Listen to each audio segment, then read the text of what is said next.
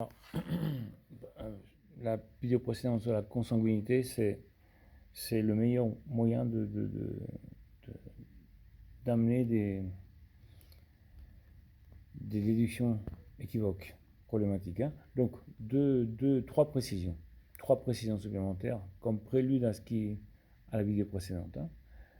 Tout d'abord, quand je parle d'effet purificateur de la consanguinité, ça n'a rien à voir avec la Waffen-SS, hein, avec le Troisième Reich, hein, avec la pureté raciale de Hitler, hein, des SS. Hein. Rien à voir.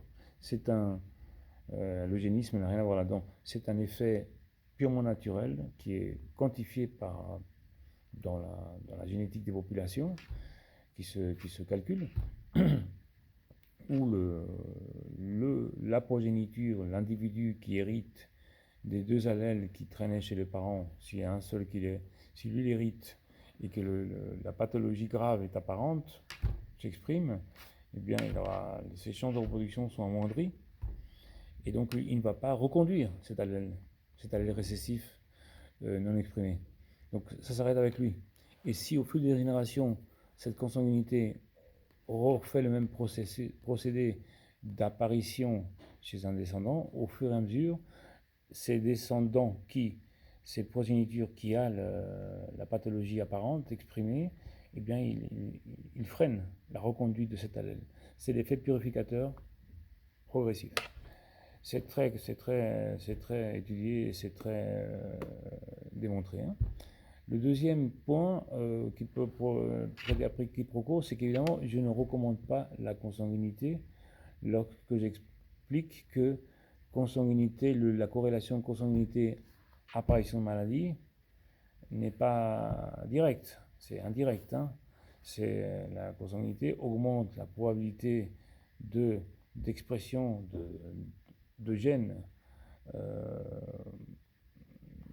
prévalents, hein, dans la lignée, déjà préexistants, hein, qu'ils soient récessifs ou dominants, c'est pareil. Hein, si on a l'unanisme achondroplasique dans une lignée, c'est un autosome dominant, évidemment la consanguinité va être drastique, hein, va avoir un effet drastique sur l'apparition de ces maladies. Mais il ne provoque pas le nanisme. La consanguinité ne provoque pas le nanisme. Il faut que cet allèle dominant autosome du nanisme achondroplasique existe dans la famille. Ou alors qu'il apparaisse de nouveau. Mais ça n'a rien à voir avec la consanguinité à ce moment-là. Hein.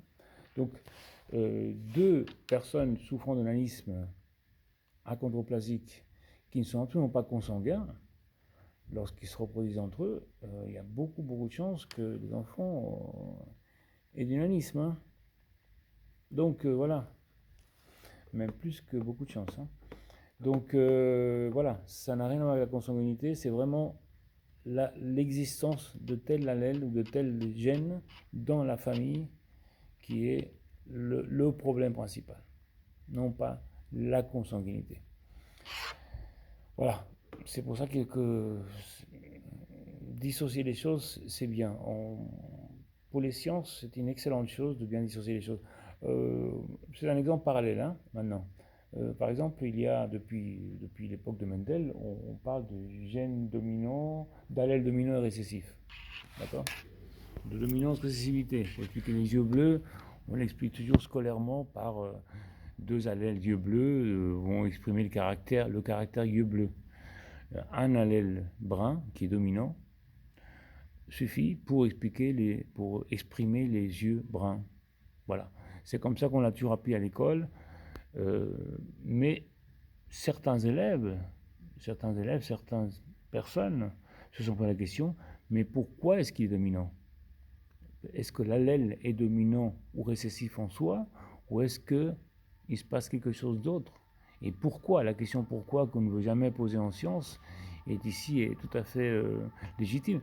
Pourquoi cet allèle est dominant ou récessif ? Puis maintenant on sait, depuis un siècle après Mendel, et les Morgan, etc., qui ont refait les bases de l'hérédité mendélienne, on sait que ce n'est pas l'allèle qui est dominant ou récessif, mais que c'est le caractère qui domine un autre.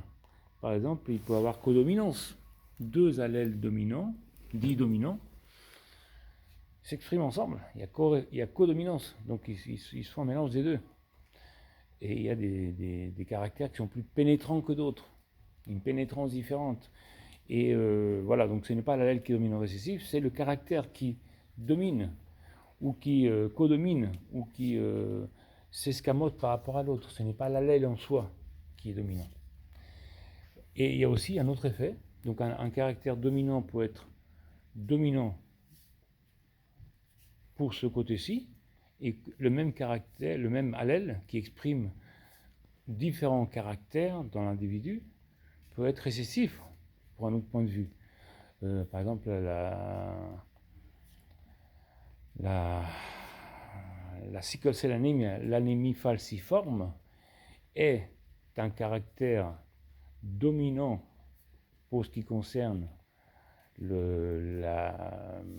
l'avantage par rapport à la malaria, mais est récessif par rapport aux désavantages donnés par l'anémie falciforme. Il est récessif et dominant, selon ce que l'on considère. Ce n'est pas l'allèle en soi qui est dominant récessif, mais c'est les caractères exprimés. Le ou les caractères exprimés. Tous les gènes ne sont pas... tous les caractères ne sont pas monogéniques. Il y en a qui sont polygéniques, donnés par plusieurs gènes, et plusieurs gènes peuvent exprimer plein de choses, et un seul gène peut exprimer plein de choses, et puis ou un caractère peut être exprimé par plusieurs gènes séparés les uns des autres. Et la génétique, la norme, est pléiotropique. C'est une combinaison de choses qui donnent des influences partout dans le corps.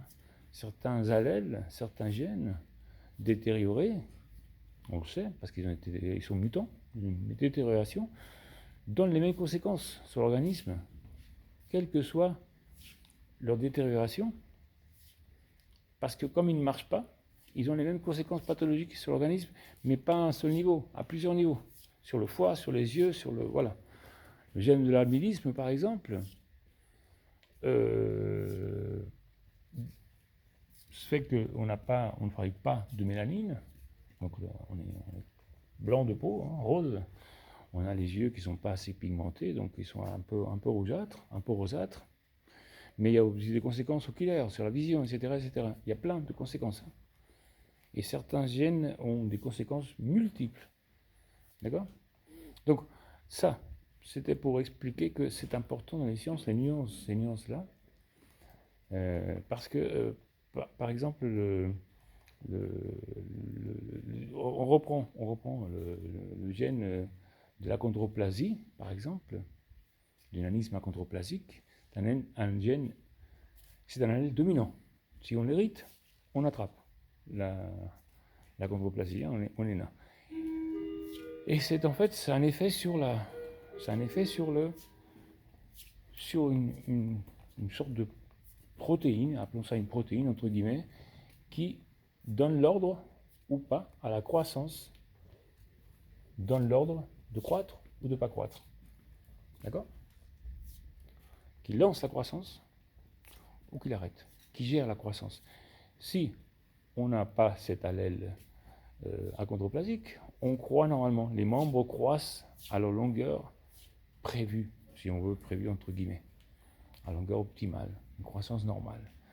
Mais si on a cet allèle achondroplasique de maman et qu'on a hérité l'allèle non achondroplasique de papa, qu'est-ce qui se passe? Il est dominant, pas parce que l'allèle est dominant, mais parce que le fait d'avoir la croissance qui s'arrête ordonnée par l'allèle achondroplasique empêche l'autre de grandir.